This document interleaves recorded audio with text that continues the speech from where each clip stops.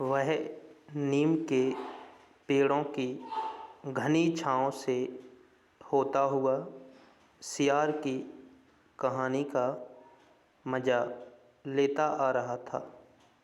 हिलते डुलते उसका बस्ता दोनों तरफ झूमता खनकता था। स्लेट कभी छोटी शीशी से टकराती तो कभी पेंसिल से। यूँ वे सब उस बस्ते के अंदर टकरा रहे थे, मगर वह ना कुछ सुन रहा था ना कुछ देख रहा था। उसका पूरा ध्यान कहानी पर केंद्रित था। कैसी मज़ेदार कहानी कोई और सियार की।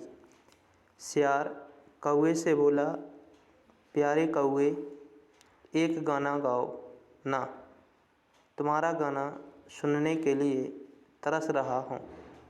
कोई ने गाने के लिए मुँह खोला तो रोटी का टुकड़ा ज़मीन पर गिर पड़ा। सियार उसे उठाकर 9-2-11 हो गया। वह ज़ोर से हंसा, बुद्धू कौआ। वह चलते चलते दुकान के सामने पहुंचा।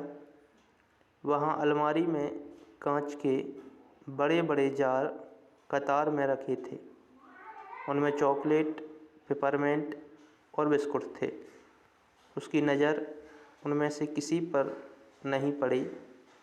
क्यों देखे, उसके पिताजी उसे ये चीज़ें बराबर ला देते हैं। फिर भी एक नए जार ने उसका ध्यान आकृष्ट किया। वह कंधे से लटकते बस्ते का फीता एक तरफ हटाकर उस जार के सामने खड़ा टुकर टुकर ताकता रहा। नया नया लाकर रखा गया है। उससे पहले उसने वह चीज़ यहाँ नहीं देखी है। पूरे जार में कंचे हैं, हरे लकीर वाले बढ़िया सफ़ेद गोल कंचे, बड़े आंवले जैसे। कितने खूबसूरत हैं। अब तक ये कहाँ थे? शायद दुकान के अंदर। अब दुकानदार ने दिखाने के लिए बाहर रखा होगा। उसके देखते देखते जार बड़ा होने लगा। वह आसमान सा बड़ा हो गया तो वह भी उसके भीतर आ गया।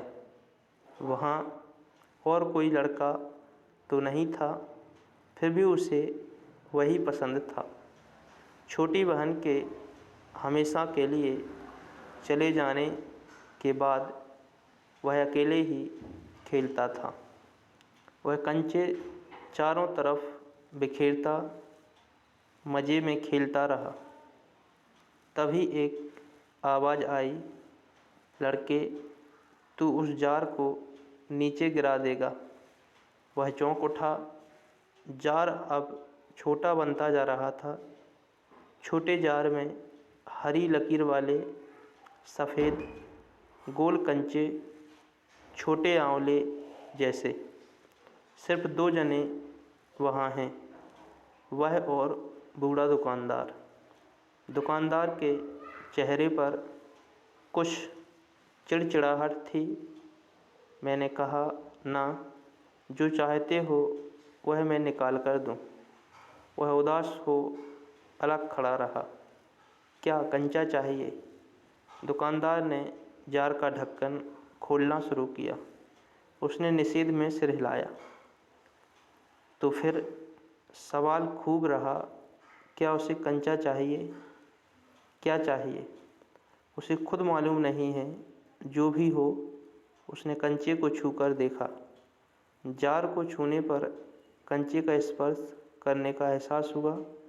अगर वह चाहता तो कंचा ले सकता था, लिया होता तो। स्कूल की घंटी सुनकर वह बस्ता थामे हुए दौड़ पड़ा। देर से पहुंचने वाले लड़कों को पीछे बैठना पड़ता है। उस दिन वही सबके बाद पहुंचा था, इसलिए वह चुपचाप पीछे की बेंच पर बैठ गया। सब अपनी अपनी जगह पर हैं। रामन अगली बेंच पर है। वह रोज़ समय पर आता है। तीसरी बेंच के आखिर में मल्लिका के बाद अम्मू बैठी है। जॉर्ज दिखाई नहीं पड़ता। लड़कों के बीच जॉर्ज ही सबसे अच्छा कंचे का खिलाड़ी है। कितना भी बड़ा लड़का उसके साथ खेले, जॉर्ज से मात खाएगा। हारने पर यूं ही विदा नहीं हो सकता। हारे हुए को अपनी बंद मुट्ठी ज़मीन पर रखनी होगी। तब जॉर्ज कंचा चलाकर बंद मुट्ठी के जोड़ों की हड्डी तोड़ेगा। जॉर्ज क्यों नहीं आया? अरे हाँ, जॉर्ज को बुखार है ना। उसे रामन ने यह सूचना दी थी। उसने मल्लिका को सब बताया था। जॉर्ज का घर रामन के घर के रास्ते में पड़ता है। अप्पू कक्षा की तरफ ध्यान नहीं दे रहा है।